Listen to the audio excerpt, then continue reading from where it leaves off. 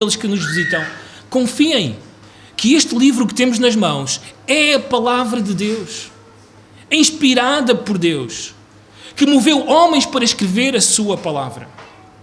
Ela é inerrante, ela é suficiente, ela é a autoridade das nossas vidas, ela é infalível.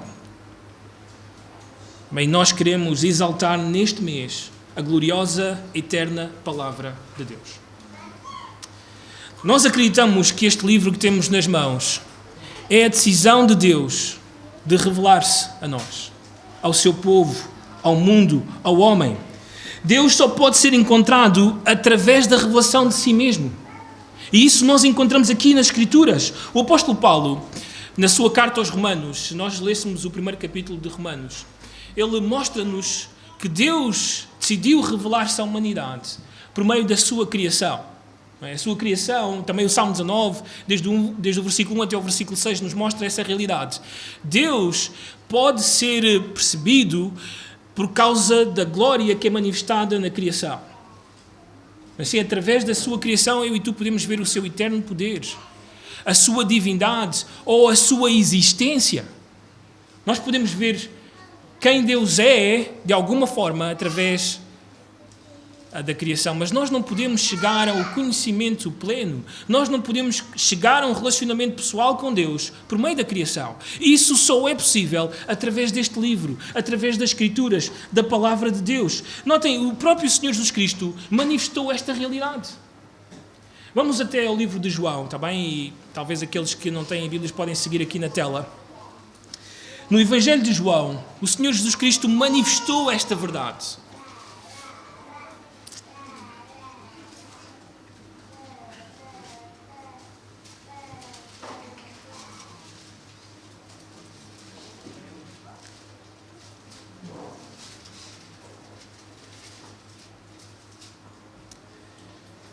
Diz assim, João capítulo 5, versículo 39. Examinai as Escrituras, porque julgais ter nelas o quê? A vida eterna. E são elas mesmas que testificam de quem? De mim. Assim, o Senhor Jesus Cristo dá testemunho que as Escrituras, elas guiam, elas levam aqueles que leem por meio do Espírito Santo à salvação, à vida eterna. Aliás, o Senhor Jesus até explicou o que é essa vida eterna. Em João capítulo 17, no versículo 3, João capítulo 17, versículo 3, ele disse: e a vida eterna é esta, que te conheçam a ti, o único Deus verdadeiro, e a Jesus Cristo, a quem enviaste. Então a vida eterna é conhecer a Deus. A vida eterna é conhecer o nosso Salvador, o nosso Senhor, o Senhor Jesus Cristo. Então nós entendemos que o único meio de chegar aí é através das Escrituras. Examinar as Escrituras. Além disso, as Escrituras, a própria palavra de Deus, afirma a sua autoridade, a sua inerrância, a sua inspiração, o seu poder ou suficiência, até mesmo a sua fonte divina. Vamos juntos, está bem, observar alguns textos esta manhã, está bem? Então venham comigo, e agora não vamos ter isto na tela, vão ter mesmo que me acompanhar, está bem? Vamos até Josué capítulo 23, está bem? Josué capítulo 23. Vamos ler alguns textos juntos, está bem? Que mostram claramente, está bem, esta inerrância, esta autoridade, esta suficiência ou poder das Escrituras. Josué capítulo 23... são as últimas palavras deste líder de Israel, este grande homem de Deus, que agora chama a nação, os líderes de Israel, a viverem para Deus, não é? Nós conhecemos o capítulo seguinte com aquela célebre frase em que ele diz: eu e minha casa serviremos ao Senhor. Mas antes de chegar aí, assim, Josué chama o povo a algo muito importante. Notem em capítulo 23, versículo 6. Esforçai-vos, pois, muito para guardardes e cumprirdes tudo quanto está escrito no livro da lei de Moisés, para que dela não vos aparteis, nem para a direita, nem para onde? Para a esquerda. Este texto está a mostrar-nos claramente a autoridade das Escrituras. Eu e tu não temos o direito, não podemos, é errado, é pecado desviarmos daquilo que a palavra de Deus diz. Além disso, vamos até o Salmo 119. O Salmo que nos mostra a excelência da palavra de Deus, que nos mostra a glória da palavra de Deus. Neste Salmo 119, o salmista, talvez o rei Davi, talvez Esdras, talvez até o próprio Jeremias, também eles são possíveis autores deste Salmo, eles mostram esta gloriosa verdade acerca da palavra de Deus. Notem aqui no Salmo 119, versículo 89, está bem? Salmo 119, versículo 89, diz assim: Para sempre, ó Senhor, está firmada a tua palavra no céu. Para sempre. Bem, o que é que este versículo nos está a ensinar? Em primeiro lugar, a imutabilidade das Escrituras. Ela está estabelecida para sempre. Não mudará. Além disso, a própria preservação das Escrituras. Elas vão permanecer. Além disso, a relevância das Escrituras. Então, todos estes textos vão nos mostrando a gloriosa natureza da palavra de Deus. Vamos até ao livro de Provérbios, capítulo 30. Provérbios, capítulo 30.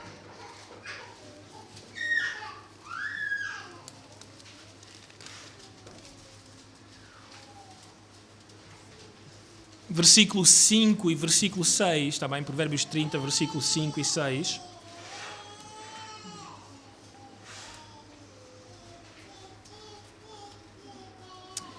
Diz assim: toda a palavra de Deus é pura. Ele é escudo para os que nele confiam. Nada acrescentes às suas palavras, para que não te repreenda e sejas achado mentiroso. Notem, as Escrituras estão a dar testemunho delas mesmas, de que elas são inerrantes, não têm erro, são puras. Além disso, que têm autoridade. Eu e tu não devemos acrescentar nada. Não podemos diminuir nada. Além disso, ela é suficiente. Ela tem tudo aquilo que eu e tu precisamos. Não é necessário acrescentar nada. Vamos até Isaías, capítulo 40. Isaías, capítulo 40. Versículo 6 até ao versículo 8. Notem, neste texto que dá início, vamos dizer assim, à mensagem de Isaías sobre a restauração de Israel no futuro. Notem como é que se dará esta restauração. Aliás, como é que hoje pode uma vida ser restaurada? Bem, está aqui explicado neste versículo. Aliás, notem bem o contraste, ou a comparação, melhor dito, que o autor vai fazendo entre nós e a erva, e entre o hálito de Deus e a palavra de Deus. Notem a partir do versículo 6, diz assim: uma voz diz, clama, e alguém pergunta, que hei de clamar? Toda a erva, ou toda a carne é erva, e toda a sua glória como a flores da erva. Seca-se a erva, caem as flores, soprando nelas o quê? O hálito do Senhor. Na verdade, o povo é erva. Seca-se a erva e cai a sua flor, mas a palavra do nosso Deus, o quê? Permanece eternamente. Eu e tu passaremos. A nossa geração passará. Os nossos filhos passarão. Mas a palavra de Deus, o quê? Permanece. Bem, mais uma vez, eu e tu estamos a ver o poder, a eternidade, a atualidade, a preservação das Escrituras.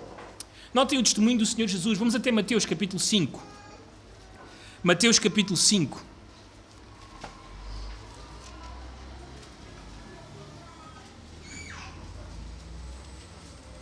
Versículo 17 até o versículo 19. Também Mateus 5, 17 até ao versículo 19. Notem bem o que é que o Senhor Jesus Cristo vai dizer aqui. Isto é extremamente importante para nós, filhos de Deus, que temos a garantia de que se um dia morrermos, vamos estar no reino dos céus. E nota bem o que acontece no reino dos céus, a mim e a ti, em relação às Escrituras.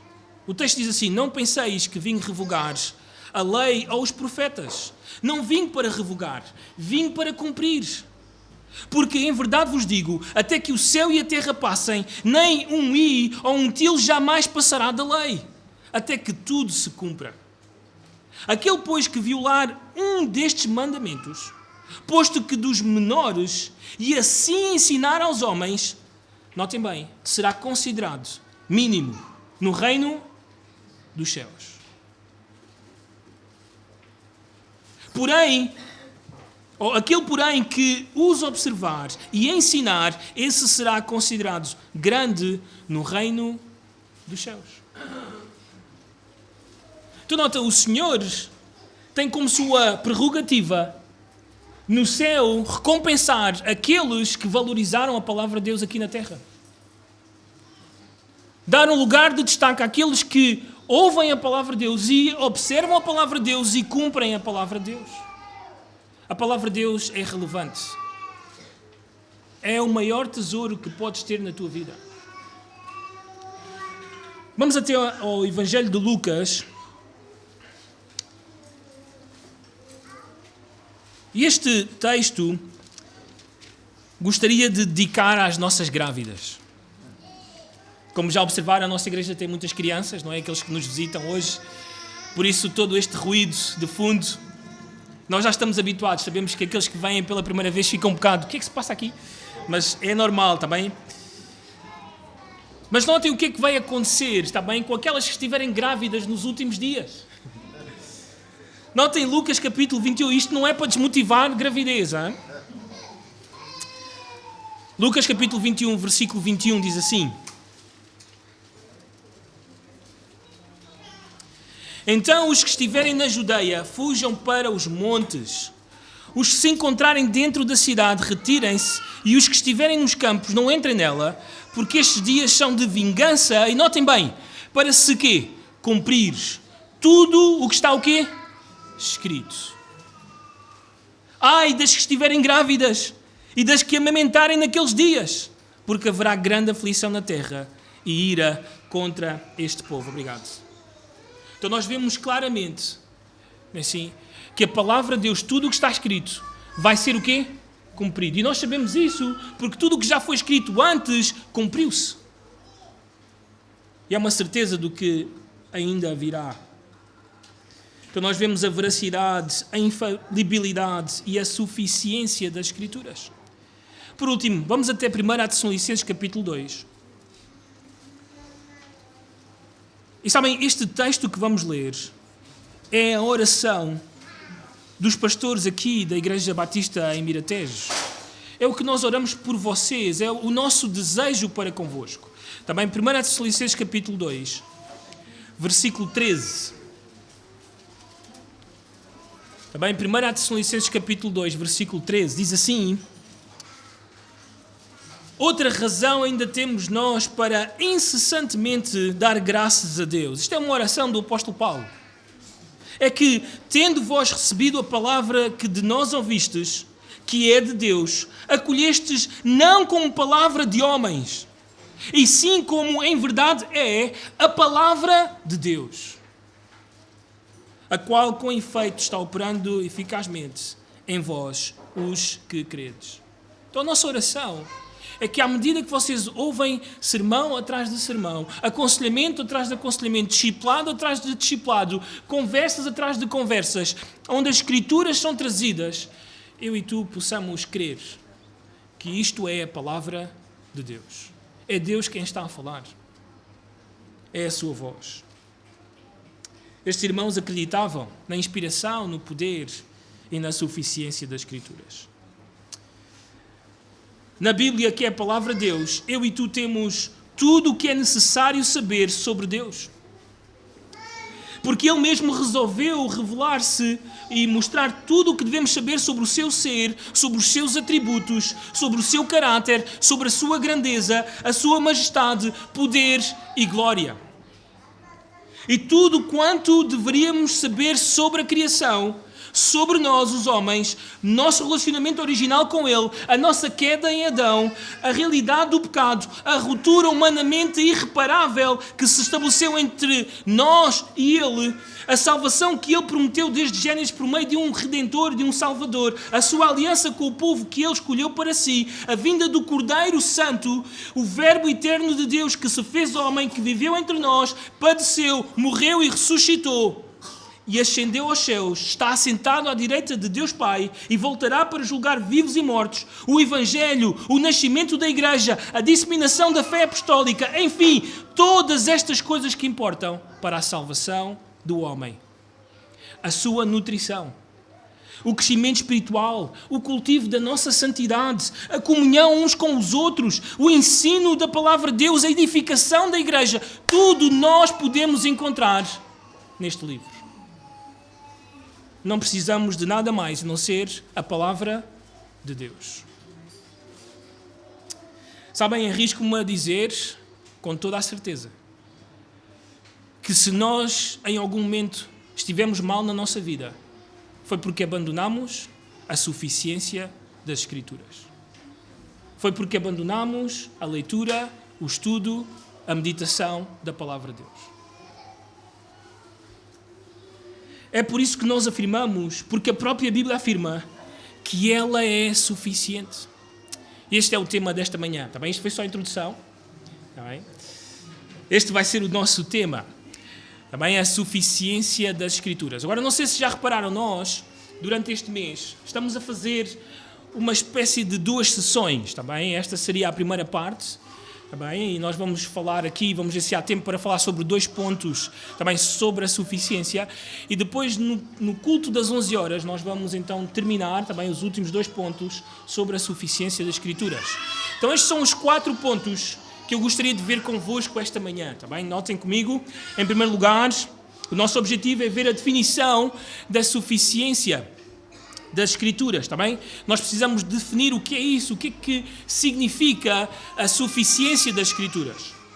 Em segundo lugar, nós iremos ver o que a Bíblia ensina sobre a suficiência das Escrituras. A Bíblia ensina essa doutrina, essa verdade? Nós podemos ver isso nas Escrituras ou é uma invenção humana sobre a palavra de Deus? Além disso, nós iremos observar, isto já provavelmente no segundo culto, os inimigos da suficiência das Escrituras. Existem inimigos bem presentes na Igreja de Cristo que querem afastar-nos da realidade, da verdade, de que a Bíblia é suficiente para as nossas vidas. E além disso, os propósitos da suficiência das Escrituras. Onde é que a Bíblia quer chegar quando ela diz que ela é suficiente? Também nós iremos observar estas verdades. Em primeiro lugar, a definição de suficiência das Escrituras. Antes de dar-vos a definição, deixem-me fazer aqui um contraste entre aquilo que nós acreditamos e aquilo que muitas vezes observamos lá fora entre as religiões, seitas e várias igrejas que nós vamos observando à nossa volta. Por exemplo, quando nós olhamos para a Igreja Ortodoxa, quando fizemos esta viagem a Jerusalém, nós descobrimos que a Igreja Ortodoxa tem grande peso na cidade de Jerusalém e também em quase todo o leste da Europa. Se vamos, por exemplo, à Grécia, à Turquia, a esses países de leste, nós iremos observar uma forte presença destas igrejas ortodoxas, que são uma mistura entre judaísmo e cristianismo. Bem, eles afirmam que a suficiência deles está nas Escrituras e na tradição sagrada que eles têm. Então, para esta religião, é a Bíblia mais a tradição. Além disso, nós conhecemos bem o catolicismo romano, observa como suficiência as Escrituras, mais ou menos, não é? A tradição, o Papa, o ensino da Igreja, que é o magistério. Bem, os sacramentos, todas essas coisas, para eles é o suficiente para se conhecer a Deus e para ter uma vida piedosa.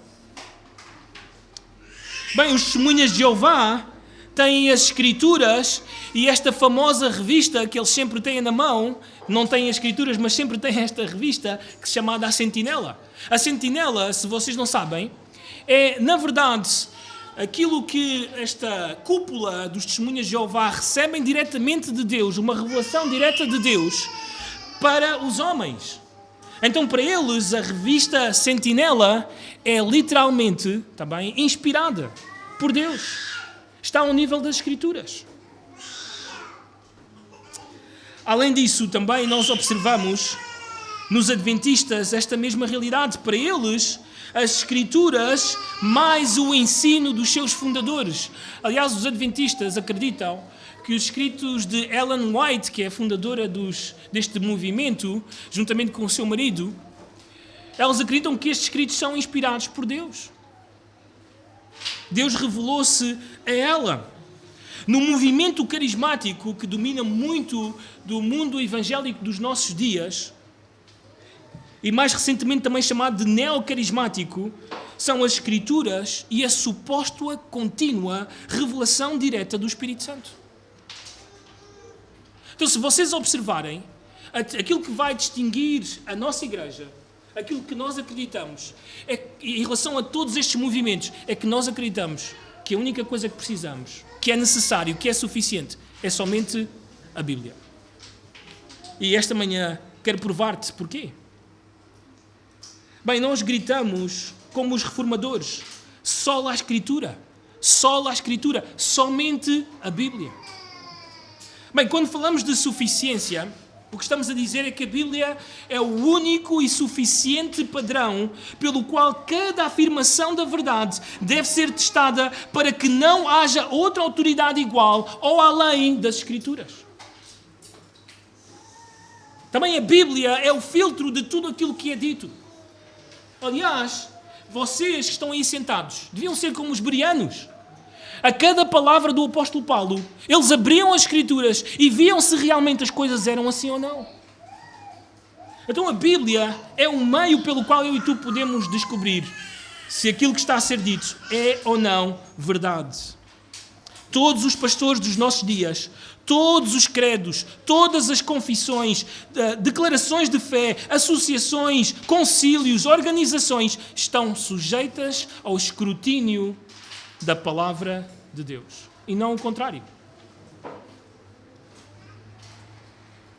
Suficiência, também uma outra definição que podíamos colocar aqui, significa que as Escrituras são o único meio infalível através do qual Deus nos deu tudo o que era necessário para a vida e a piedade. Isto é retirado de um versículo das Escrituras. Também em 2 Pedro, também vou colocar aí só a referência, olhem comigo, também em 2 Pedro capítulo 1, desde o versículo 3 até o versículo 4. Também 2 Pedro, também capítulo 1, versículo 3 e 4. Notem o que é que o apóstolo Pedro nos ensina sobre a suficiência das Escrituras. Diz assim: visto como pelo seu divino poder nos têm sido doadas todas as coisas que conduzem à vida e à piedade, pelo conhecimento completo daquele que nos chamou para a sua própria glória e virtude, pelos quais nos têm sido doadas as suas preciosas e muito grandes promessas, para que por elas vos torneis co-participantes da natureza divina, livrando-vos da corrupção das paixões que há no mundo. Bem, nós entendemos que estas coisas que nos foram doadas, assim, são várias coisas, não é? Nós podemos mencionar algumas. Bem, a vida eterna, a salvação, a transformação da nossa vida, o Espírito Santo, a Igreja e também a Palavra de Deus. Bem, a Palavra de Deus, diz o apóstolo Pedro, foi-nos dado, foi-nos doado para que nós pudéssemos participar da natureza divina e para que a nossa vida seja transformada, para que cheguemos à santificação. Somente as Escrituras. Aliás, nós sabemos desta verdade porque se eu e tu somos salvos porque um dia alguém nos pregou a palavra de Deus. Alguém um dia trouxe-nos o Evangelho. E eu e tu conhecemos a verdade. Fomos libertos da escravidão do nosso pecado, da condenação do nosso pecado. E agora passamos a experimentar, não é assim, os benefícios das Escrituras. Eu e tu somos transformados diariamente cada vez que lemos e meditamos na palavra de Deus. Certa vez chegou à ilha de Fiji um ateu a proclamar a sua crença evolucionista a um grupo de cristãos. Com ar de arrogância falava da sua cultura ateia, enaltecendo a sua pertença à ciência e ridicularizava as escrituras sagradas e menosprezava a fé dos nativos. Imediatamente o chefe daquela tribo dirigiu-se ao altivo ateu e disse-lhe: o senhor está a ver aquele forno que está ali? Bem, ali nós assávamos carne humana. Não fosse a Bíblia, a sua mensagem e a transformação que Deus realizou na nossa vida, hoje o senhor seria o nosso jantar. A Bíblia foi suficiente para fazer uma grande diferença na vida daquela tribo. A tal ponto que aquele turista altivo, em vez de ser o jantar, foi convidado para jantar. A palavra de Deus é suficiente.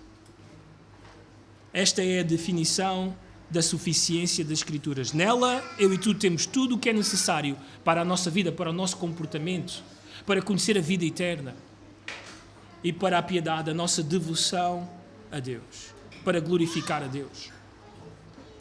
Em segundo lugar, rapidamente, nós vamos observar o que a Bíblia ensina sobre a suficiência das Escrituras. A Bíblia dá testemunho, ela mesma, de que ela é suficiente. Está bem? E nós vamos observar alguns textos. Vamos até ao Antigo Testamento, ao último livro do Pentateuco, está bem? Deuteronômio capítulo 4. Deuteronômio capítulo 4. Versículo 1 e versículo 2. Deuteronômio capítulo 4, versículo 1 e versículo 2.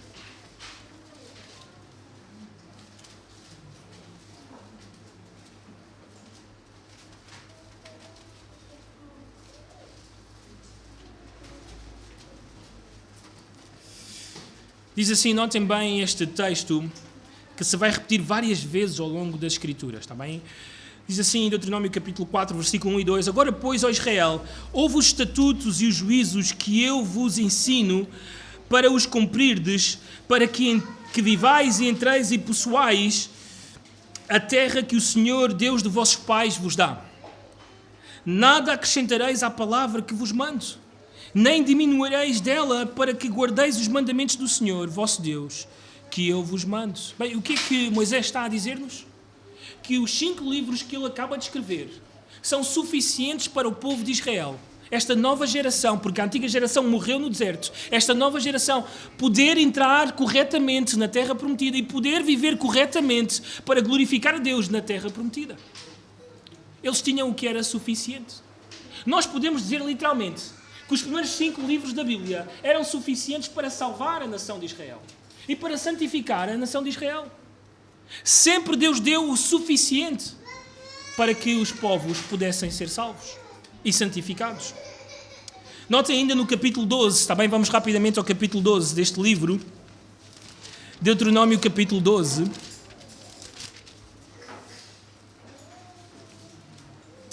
Versículo 32.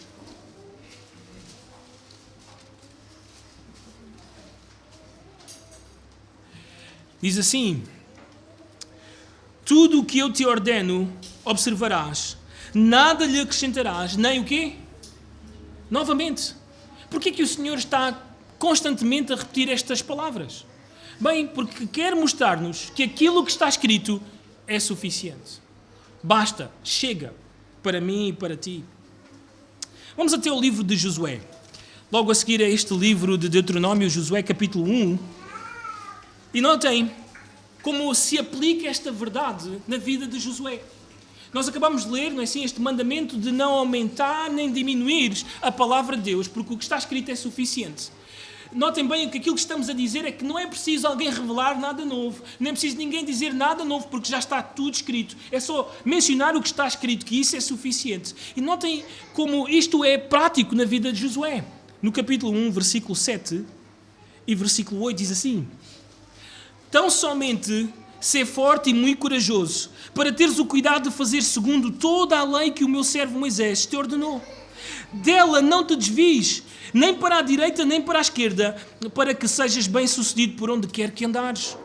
Não cesses de falar deste livro da lei, antes medita nele dia e noite, para que tenhas cuidado de fazer segundo tudo quanto nele está escrito. Então farás prosperar o teu caminho e serás bem-sucedido.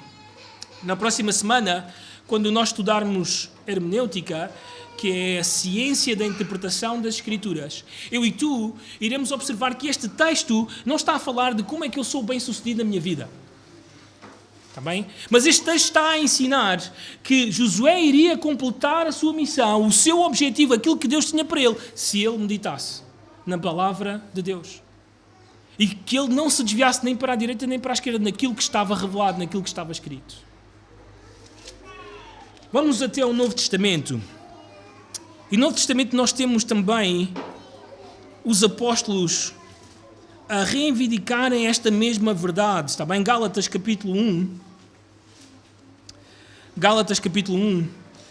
Nós temos o apóstolo Paulo surpreendido, frustrado com os Gálatas. Bem, qual é a razão? Porque alguém chegou à igreja e acrescentou algo àquilo que ele já havia ensinado. O que ele havia ensinado tinha sido suficiente para salvar os Gálatas. Tinha sido suficiente para começar a santificar as suas vidas. Mas alguém que quis perturbar a igreja entrou na igreja e começou a ensinar um outro evangelho. Capítulo 1, versículo 6 até o versículo 9, diz assim: Admira-me que estejais passando tão depressa daquele que vos chamou na graça de Cristo para outro evangelho, o qual não é outro, senão que há alguns que vos perturbam e querem perverter o evangelho de Cristo. Notem bem, acrescentar é perverter a palavra de Deus. O qual não é outro, senão que há alguns que vos perturbam e querem perverter o evangelho de Cristo. Mas ainda que nós, notem, até mesmo nós, que temos ensinado o que é certo, se em algum momento falhamos nisto, ou mesmo um anjo vindo do céu vos pregue evangelho que vá além do que vós, ou que vos temos pregado, melhor dito, seja anátema. Literalmente, para destruição.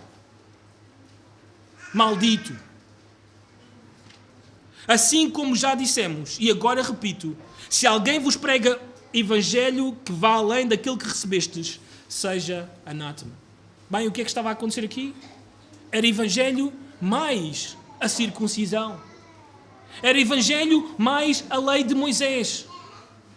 Mas o apóstolo Paulo tinha pregado somente o evangelho. Somente o evangelho. Vamos até Colossenses.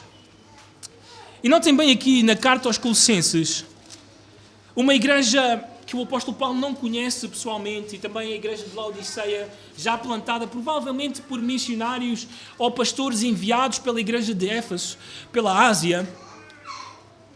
Assim, estas igrejas estão a sofrer um ataque, novamente, a pessoas que querem acrescentar, aumentar aquilo que já está estabelecido.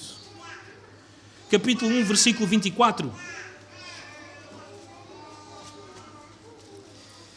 Diz assim: Agora me regozijo nos meus sofrimentos por vós e preencho o que resta das aflições de Cristo na minha carne a favor do seu corpo, que é a igreja, da qual me tornei ministro de acordo com a dispensação da parte de Deus, que me foi confiada a vosso favor, para dar pleno cumprimento à palavra de Deus. O mistério que estiver oculto dos séculos e das gerações, agora todavia se manifestou aos santos, aos quais Deus quis dar a conhecer qual seja a riqueza da glória deste mistério entre os gentios, isto é, Cristo em vós, a esperança da glória, o qual nós anunciamos, advertindo a todo o homem e ensinando a todo o homem em toda a sabedoria, a fim de que apresentemos todo o homem perfeito em Cristo. Notem, a apresentação do apóstolo Paulo de Cristo tinha sido suficiente para fazer isto que lemos aqui neste versículo. Apresentar todo o homem perfeito a quem? A Cristo. Versículo 29. Para isso é que eu também me afadigo, esforçando-me o mais possível, segundo a sua eficácia, que opera eficientemente em mim. Gostaria, pois, que soubesseis quão grande luta venho mantendo. por vós, pelos laodicenses e por quantos não me viram face a face, para que o coração deles seja confortado e vinculado juntamente em amor, e eles tenham toda a riqueza da forte convicção do entendimento, para compreenderem plenamente o mistério de Deus, Cristo, em quem todos os tesouros da sabedoria e do conhecimento estão ocultos. Assim digo, para que ninguém vos engane com raciocínios falazes, pois embora ausente quanto ao corpo, contudo em espírito, estou convosco, alegrando-me e verificando a vossa boa ordem e a firmeza da vossa fé em Cristo. Ora, notem bem, como recebestes Cristo Jesus, como foi pregado, como foi ensinado, o Senhor, assim andai nele. Nele radicados e edificados e confirmados na fé, tal como fostes instruídos, crescendo em ações de graças. Cuidado, que ninguém vos venha a enredar com a sua filosofia e vãs sutilezas, conforme a tradição dos homens, conforme os rudimentos do mundo, e não segundo quem? Cristo. Então nós notamos claramente neste texto assim, esta batalha que existe dentro da igreja de pessoas que querem tirar estes irmãos de Cristo e colocá-los novamente nestes rudimentos, nestas tradições. Se dessemos um salto, notem comigo o versículo 18. Ninguém se faça árbitro contra vós outros, pretextando humildades e culto dos anjos. Não é? Já viram aquelas igrejas que metem cadeiras cá atrás para os anjos sentarem-se? Baseando-se em visões, enfatuado, sem motivo algum, na sua mente que é carnal. Notem comigo o versículo 20. Se morrestes com Cristo para os rudimentos do mundo, porque, como se vivesseis no mundo, vos sujeitais a ordenanças. Não manuseis isto, não proves aquilo, não toques aquilo outro, segundo os preceitos e doutrinas dos homens. Pois que todas estas coisas com o uso se destroem, tais coisas com efeito têm aparência de sabedoria, como culto de si mesmo e de falsa humildade e de rigor ascético, todavia, não têm valor algum contra o quê? A sensualidade. Não podem santificar o homem. Não podem transformar a sua vida. O que é que pode fazê-lo? Somente as Escrituras. Somente a Bíblia. Vejam comigo 2 Tessalonicenses, está bem? 2 Tessalonicenses, capítulo 2. Versículo 1 até ao versículo 3. 2 Tessalonicenses, capítulo 2, versículo 1 a 3, diz assim: Irmãos, no que diz respeito à vinda de nosso Senhor Jesus Cristo e à nossa reunião com Ele, nós vos exortamos a que não vos demovais da vossa mente com facilidade, nem vos perturbeis quer por espírito, quer por palavra, quer por epístola, como se procedesse de nós, supondo tenha chegado o quê? O dia do Senhor. Não é? Alguns, ao longo da história, eu diria, no último século, se levantaram para dizer: o Senhor veio, ou o Senhor vem em tal dia. Sabem que foi assim que nasceu o movimento adventista. O fundador deles, o Sr. Miller, disse que viu nas Escrituras que o Senhor vinha neste dia. Numa era, num tempo, também isto seria mais o século XIX, num tempo em que havia um grande despertamento, um grande avivamento nos Estados Unidos. Bem, este homem marcou o dia, marcou a hora em que o Senhor Jesus Cristo vinha, reuniu todas as pessoas venderam as suas casas, deixaram as suas congregações conservadoras que proclamavam, acreditavam na sola Escritura e foram para aquele dia, para aquele momento, para receberem o Senhor Jesus. Bem, sabem o que aconteceu nesse dia? Ficou conhecido como o grande desapontamento. E depois apareceu então a famosa Ellen, que começou então a dizer que não era bem assim, que o Senhor veio, mas entrou no santuário e a história continua. Bem, se mantivessem somente nas Escrituras, nada disso tinha acontecido. Não se teriam enganado. A Bíblia é suficiente. Vamos terminar com Apocalipse, capítulo 22, peço perdão. Apocalipse 22.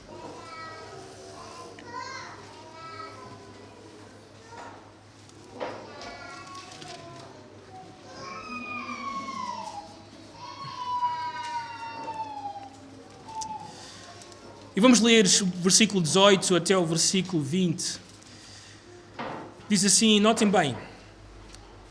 Eu, a todo aquele que ouve as palavras da profecia deste livro, testifico, se alguém lhes fizer qualquer o quê? Acréscimo. Deus lhe acrescentará os flagelos escritos aonde? Neste livro. Não sei se já leste o livro do Apocalipse. E se alguém tirar alguma ou qualquer coisa das palavras do livro desta profecia, Deus tirará a sua parte da árvore da vida, da cidade santa e das coisas que se acham escritas neste livro. Bem, o que é que o autor nos está a dizer?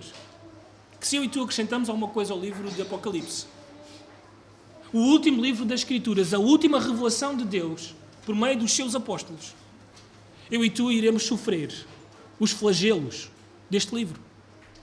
Aquilo que está profetizado, aquilo que irá acontecer em breve. Alguém dirá, mas Mário, está só a falar de Apocalipse, não está a falar do resto dos outros livros da Bíblia. Não, sabes que nós acreditamos na unidade das Escrituras. Isto é um livro. Está fechado e se tu acrescentas a Apocalipse, tu acrescentas a todos. Aliás, não sei se reparaste, João, ou neste caso Jesus, o próprio Senhor Jesus, está a usar as palavras que foram usadas por Moisés. Foram usadas por Salomão em Provérbios capítulo 30. Se tu e eu acrescentarmos, ou diminuirmos. Para mostrar-nos que eu e tu não temos nenhuma legitimidade para acrescentar, para trazer algo novo àquilo que já está revelado. A Bíblia é suficiente. O que está escrito é suficiente. Dietrich Bonhoeffer, o teólogo alemão que foi morto na Segunda Guerra Mundial pelo nazismo, pontuou de forma clara a relevância indisputável das Escrituras. Notem o que é que ele disse. Não tente tornar a Bíblia importante. Ela já é importante em si mesma. Ela por si mesma faz aquilo que é necessário fazer. Eu e tu só temos que proclamá-la, ensiná-la, usá-la para a glória do nosso Deus e para a salvação das nações. A palavra de Deus é absoluta, suficiente, completa, cabal, infalível e inerrante. Vamos orar para terminar o nosso tempo e vamos orar por nós, para que, ao olhar para a suficiência das Escrituras, esta primeira parte, eu e tu possamos dizer a Deus, Senhor, eu vou meditar na Tua Palavra porque ela tem tudo o que eu preciso para a minha vida. Bem, se há algum problema na tua vida, deixa-me dizer-te, a Bíblia tem a resposta. A Bíblia tem a resposta. Não podes encontrar lá fora, somente nas Escrituras. Vai à Palavra de Deus todos os dias e certamente o Senhor te mostrará a sua vontade, o seu consolo, a sua fortaleza, a sua verdade. Vamos orar. Senhor, nós te queremos agradecer nesta manhã pela tua suficiente palavra. Deus, nós te damos glória porque chegamos a conhecer-te. Não porque alguém inventou algo. Não porque alguém acordou um dia e decidiu escrever uma grande ideia sobre Deus. Mas porque alguém trouxe até aos nossos corações, até aos nossos ouvidos, a tua suficiente palavra. E, Senhor, ela foi suficiente para salvar-nos, para abrir os nossos olhos, para derreter os nossos corações endurecidos pelo pecado, para criar em nós um coração novo, para trazer até nós o Teu Santo Espírito, para transformar as nossas vidas. E, Senhor, ela continua a ser suficiente para salvar os nossos filhos. Ela continua a ser suficiente para salvar os nossos casamentos. Ela continua a ser suficiente para arrebatar-nos dos nossos pecados. Ela continua a ser suficiente para que eu e todos os que estão presentes possamos chegar a ser como o Senhor Jesus. Deus, que esta verdade possa bater forte nos nossos corações e que possamos decidir, todos nós, pessoalmente, com as nossas famílias também, mergulhar, estudar e meditar na Tua Palavra. Senhor, que possas fazer grande obra nesta igreja, à medida que ela medita na tua palavra, Senhor. Oramos assim no nome do Senhor Jesus. Amém. Vamos ainda...